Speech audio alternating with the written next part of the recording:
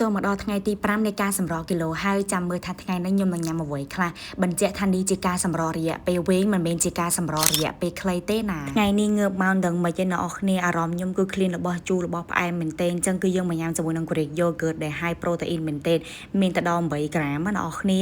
មានពងស្ងោរចេកសកានៀតនំ biscuit 2ជាមួយនឹងដំឡូងជប៉ុនឃើញមានច្រើនមុខអញ្ចឹងប៉ុន្តែគឺខ្ញុំញ៉ាំមិនអស់ទេគេហៅថាចិត្តវិជាអ្នកនរគ្នាមនុស្សយើងនៅពេលដែលឃើញអីច្រើនពេកគឺយើងឆ្អែតហ្មងគឺយើងចង់តល់ហ្មងអញ្ចឹងបាទខ្ញុំដាក់ច្រើនមុខមានគ្រប់មុខតែម្ដងនិយាយទៅការសម្រករយៈពេលខ្លីគឺខុសពីរយៈពេលវែងអ្នកនរគ្នារយៈពេលខ្លីគឺយើងត្រូវញ៉ាំអីសាប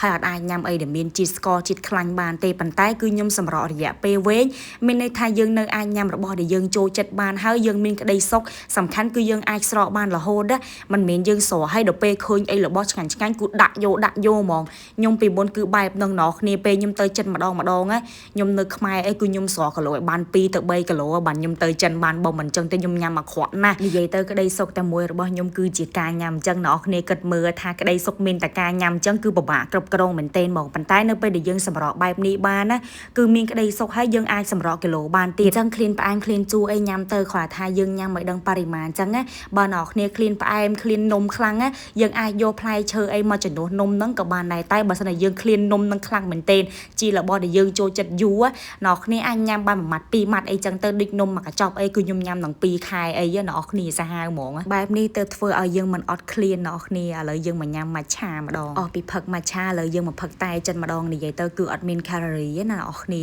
តែក្តៅរបស់ចិននេះខ្ញុំទ្រលាប់ចូលចិត្តញ៉ាំអីតិចនៅពេលដែលផឹកតែក្តៅរបស់ចិននេះមានអារម្មណ៍ថាក្តៅពោះស្រួលមែនទែនឥឡូវមកញ៉ាំម្លឹកម្ដងឥឡូវនេះគឺខ្ញុំញ៉ាំបាន5-6ចំណិតដែរនិយាយទៅញ៉ាំទៅអ្នកនរគ្នាអាហ្នឹងគឺវាជួយបំពេញជាតិទឹកអីចឹងណានេះប៉ុន្តែផ្កាឈូករត់នេះកុំញ៉ាំច្រើនពេកអាហ្នឹងមួយខាំអ្នកនរគ្នាស្មើនឹង7600 calorie សាហាវមែនទែនពីមុនខ្ញុំញ៉ាំញឹកណាអង្គុយផឹកតែសុកអ្នកនរគ្នាជនជាតិចិនគេយកឆ្កែមកឲ្យចិញ្ចឹមនេះប៉ុន្តែគឺខ្ញុំអត់យកទេខ្ញុំហៅចិត្តឲ្យគេចិញ្ចឹមចឹងណាដោយសារតែវាធំពេកមកដល់ផ្ទះម៉ោង6ជាង7ម៉ោង7យប់ឯអ្នកនរគ្នាគឺយើងមកញ៉ាំជាមួយនឹង hot pot ចិន hot pot នេះគឺយើងធ្វើញ៉ាំខ្លួនឯងដាក់ទឹករៀងច្រើនទៅគឺវាអត់សូវប្រៃទេអ្នកនរគ្នាមានជាមួយនឹងសាច់ជ្រូកហើយនឹងសាច់គោគឺកុំសូវញ៉ាំខ្លាញ់ពេកចឹងណាអ្នកនរគ្នាឃើញបន្លែមួយថាសពីរថាសហ្នឹងគឺខ្ញុំញ៉ាំខ្ទេចអស់លីងសាហាវមែនទែនហ្មងនិយាយទៅញ៉ាំបន្លែញ៉ាំពោតញ៉ាំផ្សិតញ៉ាំបន្លែអីយ៉ាងច្រើនទៅមានជាមួយនឹង spinach ទៀតអ្នកនរគ្នាឃើញតៅហ៊ូពងមាន់ហ្នឹងឯអ្នកនរគ្នាប្រូតេអ៊ីនខ្ពស់មែនទែនមានទៅដល់6អ្នកនរគ្នា6ក្រាមតែម្ដងឥឡូវមុនញ៉ាំគឺយើងសុំផឹកទឹកឲ្យអស់មួយកែវសិនហើយចាំយើងចាប់ផ្ដើមញ៉ាំអូខេថ្ងៃនេះពិសេសតិចសុំញ៉ាំជាមួយនឹងស្រាក្រហមបន្តិចអ្នកនរគ្នាកុំយកគំរូតាមឃើញសម្រកគីឡូបានយ៉ាងមានក្តីសុខហើយអាចញ៉ាំនៅអ្វីដែលយើងចូលចិត្តបានទៀត